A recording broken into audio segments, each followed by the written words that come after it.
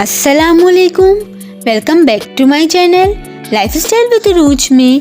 आज जो मैं आप लोगों के लिए रेसिपी लेकर आई हूँ वो है कीमा पिज़्ज़ा फ्राइज़ की रेसिपी। आप लोगों ने पिज़्ज़ा फ्राइज़ तो बहुत से खाए होंगे, मगर ये तो सबके मोस्ट फेवरेट होते हैं, स्पेशल बच्चों के। तो क्यों ना आज कीमा फ्राइज़ भी हो जाए। चले आए बिना टाइम वेस्ट किए हुए हम अपनी रेसिपी की तरफ बढ़ते हैं। मैंने ये होममेड फ्राइज लिए हैं। सबसे पहले मैंने फ्राइज बनाने के लिए आधा किलो आलू को कट करके रख लिया। दूसरी तरफ मैंने कीमे की प्रिपरेशन की, जिसके लिए मैंने कढ़ाई में ऑयल 2 टेबल स्पून लिया और इसमें एक छोटी प्याज को चॉप करके डाल दिया। फिर इसमें मैंने गार्लिक क्लोव 2 से 3 अदद चॉप करके डाल दिए और साथ में मैंने इसमें 300 ग्राम कीमा भी डाल दिया। कीमा मेरा फ्रोजन था, इसलिए आपको ऐसा लग रहा है। आहिस्ता आहिस्ता डिफ्रोज हो गया। फिर इसमें मैंने चंद मसाले डाले, जिसमें काली मिर्च पिंच, हल्दी पिंच, लाल पिसी मिर्च 1/4 टीस्पून, भुना कुटा धनिया पाउडर 1/4 टीस्पून, नमक 1/4 टीस्पून या हस्बे ज़रूरत, chaat masala 1 teaspoon, soya sauce 1 table spoon, सिरका 1 टीस्पून।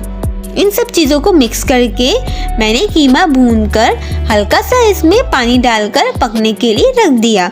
अब दूसरी तरफ मैंने कुछ वेजीज ली, जिसमें टमाटर, शिमला मिर्च, प्याज, ब्लैक ऑलिव्स और सॉसेस में मैंने pizza sauce, chilli garlic sauce और मायोनीज ली। Mozzarella cheese 1.5 cup.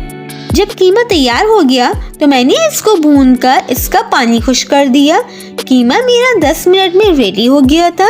दूसरी तरफ मैंने फ्राइज को भी फ्राई करके तैयार कर लिए। अब असेंबलिंग की तरफ आते हैं। मैंने 2 तरह से असेंबलिंग की है।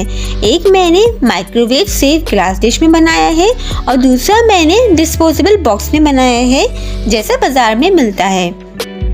मैंने इस तरह से 2 तरह की सर्विंग की।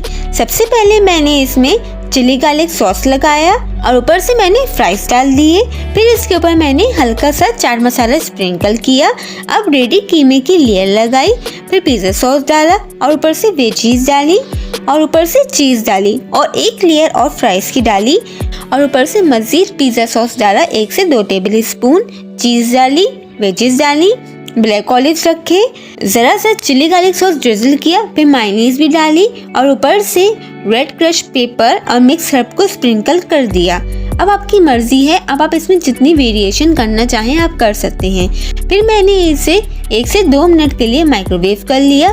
जब चीज़ मेल्ट हो गई तो रेडी हो गया। इसी तरह मैंने डिस्पोजेबल बॉक्स में भी रेडी किया है। मैंने इसे माइक्रोवेव कर लिया।